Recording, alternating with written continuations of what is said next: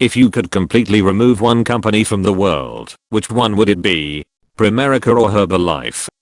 Students at my high school are advertising for these companies and some of my friends are buying in. Those fuckers that monopolize the eyeglasses industry.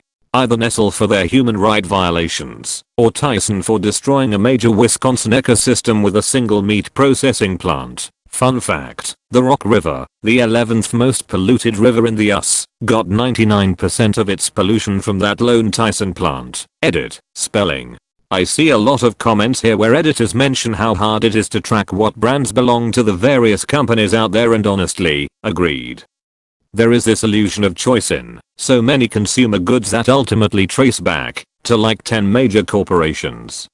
I'm not perfect and sometimes convenience comes into play more than I'd like to admit, but after digging into Nestle over the years and becoming increasingly disgusted that a company could be so generally evil, I found this app called Buicket that lets you scan barcodes of certain products and highlights things like the illusion of choose and shows what big company it's from, whether the company violates human rights, equal pay, etc. It's not easy, and I'm sure it has flaws.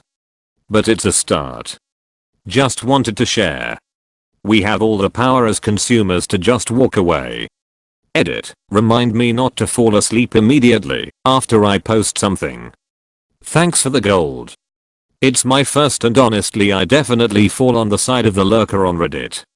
One must listen before they can talk, haha, so thank you. 1.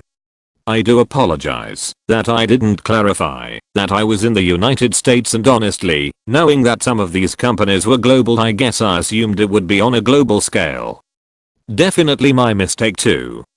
For those telling me, but who owns this app, or please don't use this app, because Google and Facebook will take all your information and use it to sell you things, I say, you're right, I don't know who owns it.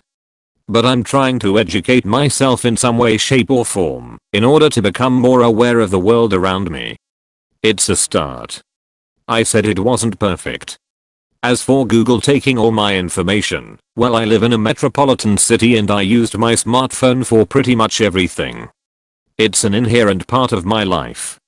It scares me shitless what these companies will do with the power we've given them, but considering we have free use of the internet and can use things like Reddit to talk to each other, I'm also grateful that it's a tool in my life. Until the new generation of government comes into play, one that can actually understand the internet, IDK if we can really expect change. So why not educate yourself so that if the right parties get in power, you understand the issues more than you did yesterday. Or maybe run for office. 3. Someone below said, and I'm paraphrasing, the almighty dollar doesn't have power anymore because of the illusion of choice and consumer power doesn't exist. I have to say Reddit really bums me out sometimes. I work in an industry that's near the CPG world, and let me tell you, the almighty dollar is king. Use your money wisely. If a company tanks, and truthfully tanking is like 1% point decline, because they have people to answer to, they will pay attention.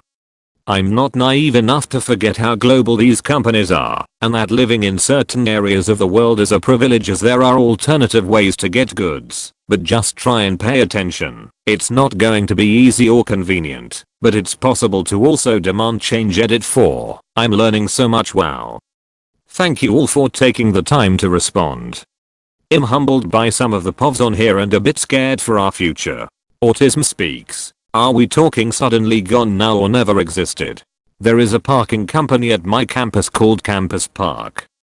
They're assholes that camp by your car waiting for your time to run out. I'd get rid of them. Ticketmaster. Or the ones that make money in the name of cancer and make money advertising help for children with cancer. I'm so tired of them taking money from good-hearted people and only 0.05% of it goes towards actual cancer cures and treatments. Comcast. I'm going to go with the one with whom I have the most debt.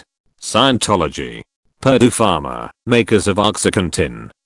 I'd opt for removing all responsible sacklers as well. A call center in India with employees that scam call North Americans pretending they are from the eyes. China Coal. They put out about 14% of all carbon emissions in the world. Nestle. Juul. Working in the vape industry, we see them as an outsider Silicon Valley company. Push way too high of nicotine levels. While the EU has set limits which has kept underage use down significantly, the US is a different story. Now we are looking at a federal flavor ban, which is the wrong approach and will unfortunately put millions of present and future smokers from having a chance to quit. Edit. Also invested in by Altria, owned by Philip Morris. Facebook. Nestle. Here's a small sample list of the horrible things they do. 1. Drain reservoirs in developing nations and sell the water in bottles. 2. Advertise baby formula in areas where water is not consistently clean. 3. Claim that water is not a human right. 4. Buy cocoa beans from farms that use literal slavery. Edit. Well, I didn't expect to get this much attention in an hour for a post I hastily made at work. Oh, and thanks for the gold. College Board.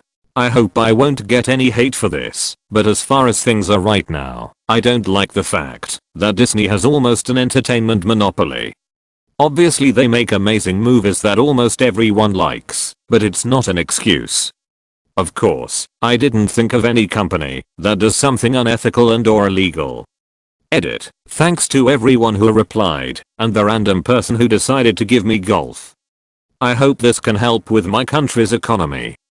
Also, I'm glad to see so many people agree that Disney has to stop, because now we might call Disney Greedsney a little bit forced, but well, it gets to the point. De Beers. Sinclair, the horrible business conglomerate that controls all the local news stations because they are a threat to our democracy. Sally me. Peace out student loans. Buffet. Didn't see it mentioned. Gwyneth Paltrow's Goop.